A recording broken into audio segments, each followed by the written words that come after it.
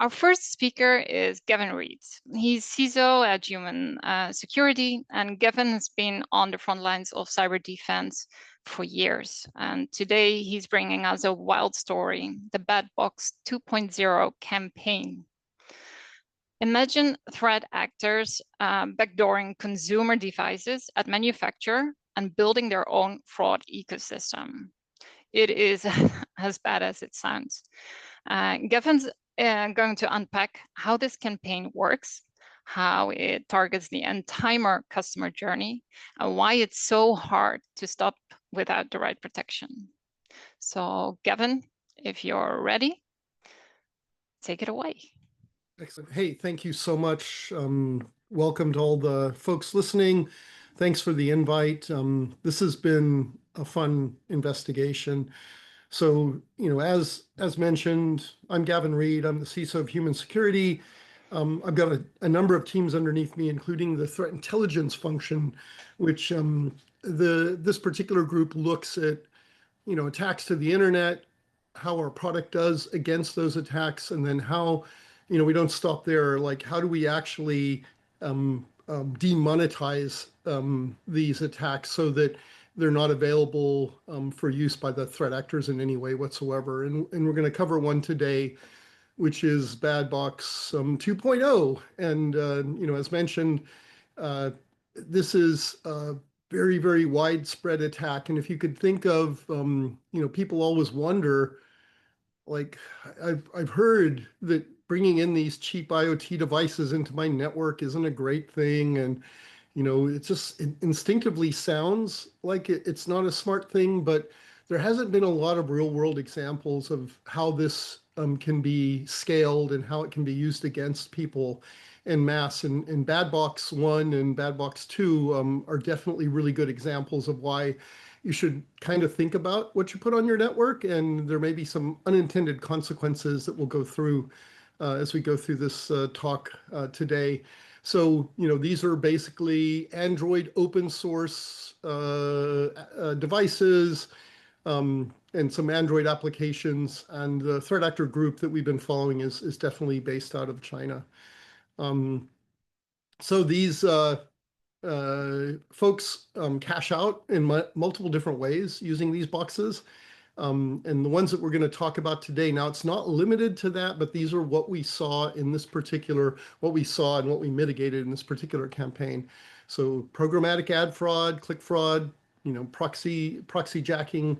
And then, it's important to note that while we saw these being used, we did get some glimpses into their back end, sometimes by some poor OPSEC on their side, and found that there's a bunch of other ones that are just kind of waiting in the wings in order for them to use that as well. So, what we, where we came up, or where we found BADBOX 2 is that, we, about 3 years ago, uncovered another big fraud operation, which we called BADBOX. It was mostly ad fraud, and I'm not going to go into that today, only to say that as we, presented the IOCs, like if we're going to do a research paper, we are not going to do one that does not, name and shame, that doesn't potentially get us sometimes into some legal troubles, that does not, have lots and lots of IOCs for people to then be able to do their own decision making about what the impact could be to them. And certainly that's the case with BADBOX, but when we do that, we typically keep one or two IOCs back that we can use to track these threat actors, knowing, in my one of my coworkers, Lindsay, often says that, this isn't going to go away as long as the guys can continue to make money from it. And so we knew that even though we had turned down this one technique in BADBOX 1, that they were going to come back. And so, if you think of what we might hold back from, public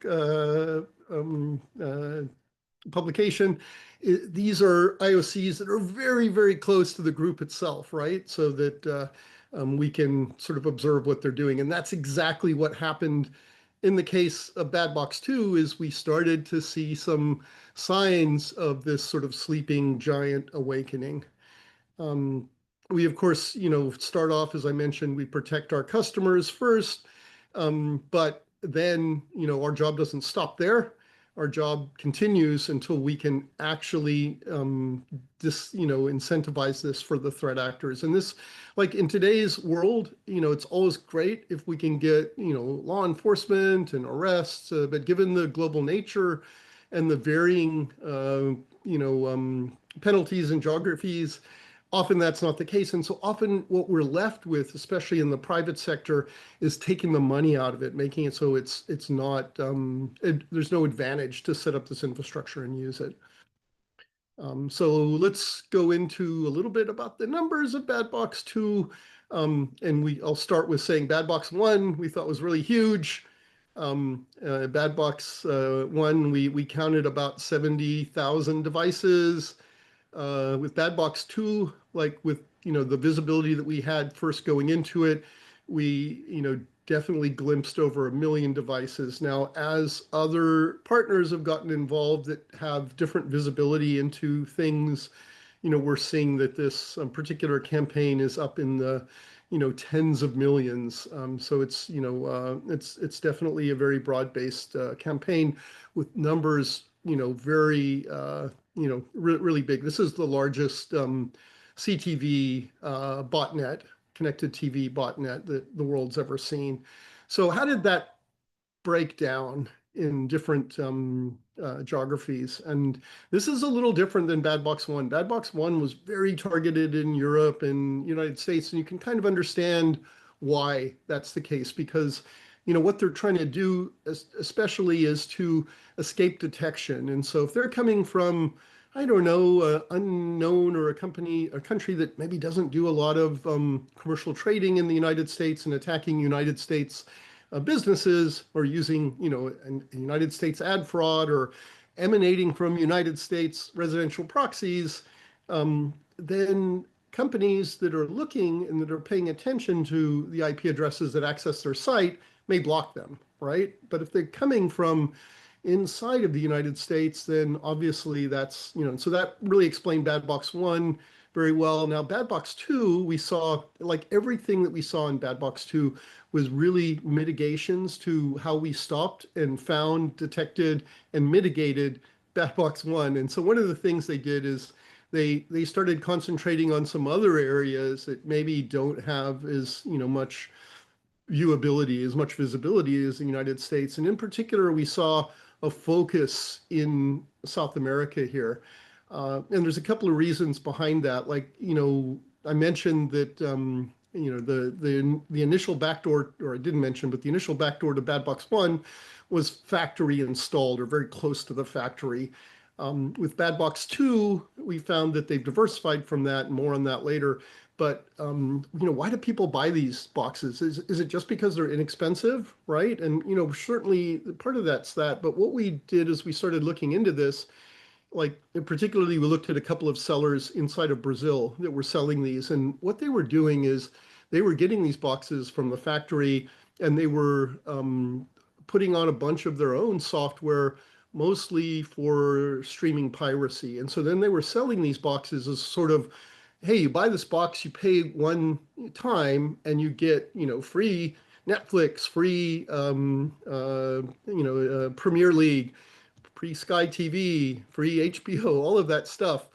And so there's a huge advantage for people, especially in countries where, those services can be very expensive, or maybe they're not even available, right? Like I can't buy Sky TV here in the United States, but I could get one of these boxes and watch all I wanted. So, there's a huge advantage in buying these. And the people that are reselling them, say in Brazil, I think we came across 3 big groups, which, obviously we shared with law enforcement in Brazil. They're probably unaware of the fact that they're already backdoored, when they go and kind of backdoor them as well. So, it's not just a supply chain hack like with BADBOX 1. It's almost like a human hack too. What they're doing is they're hacking humans' interest in getting free media, and then using that to have a wide and huge distribution of these boxes, which they can then use as stepping stones for other criminal activity. Let's see, going to the next one. So what sort of devices are these? Like we saw, a bunch of these CTV boxes. We saw a bunch of tablets. And like with BADBOX 1, I think we saw maybe 10, 15 different types.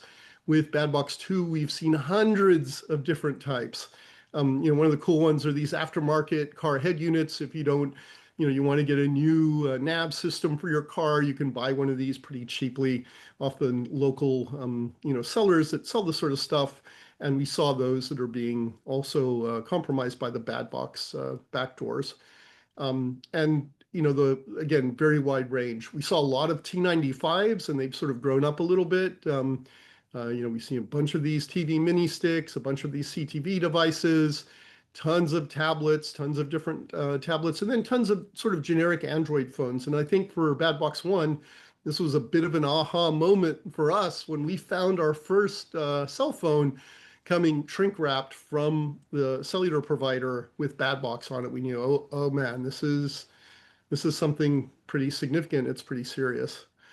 So, what does it look like? Kind of typical, the supply chain hack where they're getting sort of factory or near to the factory embedded or put on the phone. But I think they saw that was limited with BADBOX 1. So what they decided with BADBOX 2 is that they would also do the more normal types of malware infections, things like drive-by downloads. And so if you get one of these, if you have one of these cheap boxes that are not protected, if you get pulled into, like, let's say you're, I don't know, needing some RoboBox money, or, you want, extra time in the game you're playing, you may get pulled into one of these sites that says, hey, go here and download this and we'll give you free stuff. Well, that free stuff comes sort of bundled with BADBOX 2. So there's a way that they can actually infect devices after the factory and continue to update and infect devices even after they've left that supply chain. So again, kind of both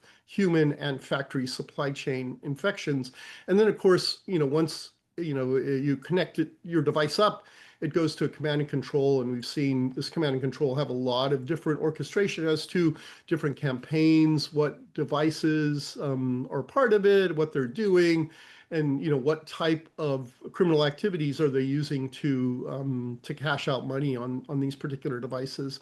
Now, with BADBOX 1, we saw one backdoor, Triada, and then eventually going to void. With BADBOX 2, we've seen hundreds of backdoors. They obviously realized, okay, people were looking for Triada and they could find BADBOX, so let's do just limitless. So we've seen all kinds of different ones. We've seen hundreds that are the same, but just slightly different, probably for tracking for campaigns and stuff like that. But again, they've looked at how we shut down BADBOX 1, diversified in order to escape detection with BADBOX 2. So yeah, one of the big differences, but or the changes in BADBOX 2 is the biggest way they are making money is through reselling of residential proxy networks. Now, if you're not familiar with what residential proxy networks are, in my house, I could have some CTV devices. I have a couple phones. And 99.9% of the traffic that goes through that is legitimate traffic that if you were, a Netflix or if you were a Walmart, you'd want to be able to sell to, you wouldn't want to block. But if I'm running a residential proxy, mostly unbeknownst to me, then people can ship small parts of data through there, and especially if they have millions of these, not persisting very long and just sort of going from device to device, and they can kind of escape a lot of the detections that people are using, a lot of the sort of first level detections that people are using to block what they know is spurious activity. And so they become like a critical stepping stone for the bad guys and for the threat actors to use. And it's big business, right? They make a lot of money in selling this. And I think like with BADBOX 1, they were mostly doing ad fraud, right? And they got turned off by us very quickly. We got rid of all of the publishers and the people that were doing it, and they could no longer make money. So they knew that they had to diversify and specifically do something that human wasn't going to be able to necessarily get in front of as easily. And so this proxy network was was a, an amazing thing. And, you see there of the ways that they're using this proxy networks. And, you can see that they're doing ad fraud. And yes, bad boxes were getting high off their own supply. They were actually using other bad boxes to push through ad fraud as well. And then all kinds of other criminal activities. And like for the period of time that this was going, we were sitting on some of their exit nodes, and we were literally, like, if we saw some attack type stuff going on in the news, we would look and we would see it going on in this huge bad box proxy network. And so, it was in a way kind of cool because we had a lot of visibility, but in a way also terrible because these boxes were just providing, ubiquitous access into countries and organizations. One of the big ones that was for sale is this IP MOU network. This is their commercial splash screen. Now, if you'd look for this, if you'd look for residential proxies, there are some, I'd say, quasi-legitimate residential proxies. I'm not sure I would even go that far, but you wouldn't find this one. This was really only being sold for and being used by bad guys. So this was, one of their biggest front ends for selling this data. We saw a couple of ad fraud campaigns. First, we saw these like smart TV boxes, and what they would do is, so you have this CTV box plugged in, and it just plays hidden ads the whole time. So you're not doing anything on your box, you're not using it, but ads are happening in the background that you can't see. And they were doing this thing called the evil twin, and we've seen this been used before. And what they do typically with the evil twin app is they'll have an app that's bad, right, that they're using, that does bad things, it does these hidden, ads and stuff. But then at the same time, these same threat actors upload good versions of this app to like the Google Play Store and stuff.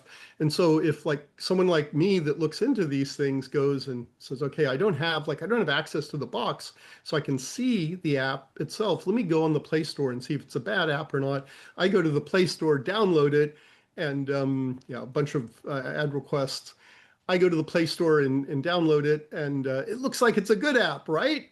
So here's a couple of examples of these evil twins right in the Play Store. And one of the things we've noticed about it very quickly is tons of downloads, but no reviews. So I don't know if they're auto downloading these things because, obviously then theirs shows up more if it's downloaded more. That's probably a likely scenario. They're probably using their residential proxies to do that. And here you can see on the left, the decoy twin, on the right, the evil twin. They look pretty similar, right? The one thing that you can say there is that there is no way to actually open the evil twin. So that's maybe an indicator that it's not a real app. And then again, the good or decoy twin on the App Store on the left and the evil twin on the right, you can see that there's no actual app icon. So there's no real way you can stop the app, The other big way that we saw was HTML5 games. And if you look at this site, you go to a site like this that has all these HTML5 games, and you click on them and try and play them. And you find, here's some examples a little bit more zoomed in. The humans can't play these games because there's just too many ads. Like we would try and play them and it's impossible. Like there's no human playing this particular game. It's only bots that are playing. We saw 1,000 of these, different domains, different websites used as cash out mechanisms. And then click fraud, right? Like if you get an ad displayed at maybe 10 cents, if you get someone to click on that ad, then it goes up to $1, $5, $10, depending on the context. And here's an example of one. So but these boxes would go and go to these ads, and they would have specific software embedded in them to click on where those ads are showing up. You can see there's ads on the left and the right side. This obviously looks very AI generated, and obviously it is. And no one's, again, really going to these sites. It's all just a cash out mechanism for the bad guys. So very quickly, some of our disruptions, this is the ad tech side. We saw it, and this is, one of the big reasons why we look for these types of attacks is we know that they could victimize our customers. And so, we put in some mitigations. They launched their own mitigations, came right back, bigger and badder. And then, we launched more, and we basically, through work with our partners and, our own mitigations, have pretty much shut off the ad fraud side of this, right? Unfortunately, that still left all of the capabilities for the proxy services to work just fine. And with that, we had some really good help from our friends at the Shadow Server Foundation. And we went through and identified and sinkholed all of the C2s that we could that were responsible for managing all of these devices. And so what you're seeing here, the numbers are actually higher now today, believe it or not. But this was like a couple of days after we did the majority of the sinkholes. And you can see there, like, there's, over 300,000 devices in Brazil that can no longer call home, right? And so, they start off doing some bad stuff, and then they very quickly lose capabilities because the bad guys have no way of actually contacting these devices anymore. So really amazing work in dismantling that C2 infrastructure that allows these proxy services to go. Now, as we're also working very heavily with, law enforcement. The FBI created this amazing warning that they sent out to all people because, at the end of the day, we can, we're playing whack-a-mole, right? We're, hitting the head of the Hydra, and it keeps coming back, as BADBOX 1 and BADBOX 2. The only thing that's really going to fix this is sort of understanding around, what you may want or not want in your IoT network, and then taking some personal responsibility for that. And then, of course, our friends that we work closely hand in hand in helped us with helping to dismantle this infrastructure by doing a lawsuit against some of the folks that we know are associated with the BADBOX 2 botnet. And as as I say there, this is Google's number there. They've seen over 10 million of these things. So, and with that, I've managed to take a 45-minute presentation and cut it down to 20-something minutes. And I have some time for questions if we have that capability. If not, I'll look in the chat after this and see if there's any and answer them. But thank you very much. Thank you, Gavin. There's definitely room for a Q&A. BADBOX 2.0 sounds like a proper nightmare, except for that it's reality. Let's jump into some questions. The first one is there any attribution of BADBOX 1.0 and 2.0 to any specific group or state actor that is behind this? And I already saw that there are individuals in China that have a lawsuit coming up, but maybe you can tell a little bit more about that. Yeah, obviously, yeah, we had really good attribution, high confidence attribution to some of the commercial groups that are behind this, both with BADBOX 1 and then continuing on to BADBOX 2. We've shared that with the appropriate groups in law enforcement globally. We've been working, with local, regional, national law enforcement, with Interpol and with others. So it's a tough thing, right, to do. It's a very big group. I think if you talked with those groups in China, they probably consider themselves commercial entities, business entities. Mm-hmm. And they're sort of living maybe in a little bit of a gray area for the laws in China today. Yeah. All right. And there's a second one from Dimitri Gesquier, if I'm saying that right. BADBOX 2.0 shows how fragile hardware trust really is. Do you think the concept of trusted hardware still makes sense, or should we move toward a model where every component is treated as potentially hostile by default? Yeah, the real problem here is that so why do people not just buy an Apple TV? Why don't they buy a Roku? They wouldn't have any of these problems. And the real issue is that consumers are voting with their money, and they're saying, if I can buy this box for $35, I don't want to buy this one for $50. And so if you think of, oh, well, regulation and further monitoring and stuff is going to help, well, that's just going to cost more money. So I think we, to your question, I think we have to think of other ways that we can do that. And thinking, like, I know in my own network, I think of all these devices, all of my Philips Hue bulbs and stuff is untrusted, and treat them as such. Put them on their own network, give them very, very limited access to anything at all. Unfortunately, that involves a lot of setup and a lot of know-how. So I'm hoping, if nothing else, that some of these, Wi-Fi providers, these single home router providers, start doing that by default, where they can identify, specific devices that they know are trusted, and then everything else goes into this default bucket category that can't do things like open proxies and some of the stuff that BADBOX takes in account for.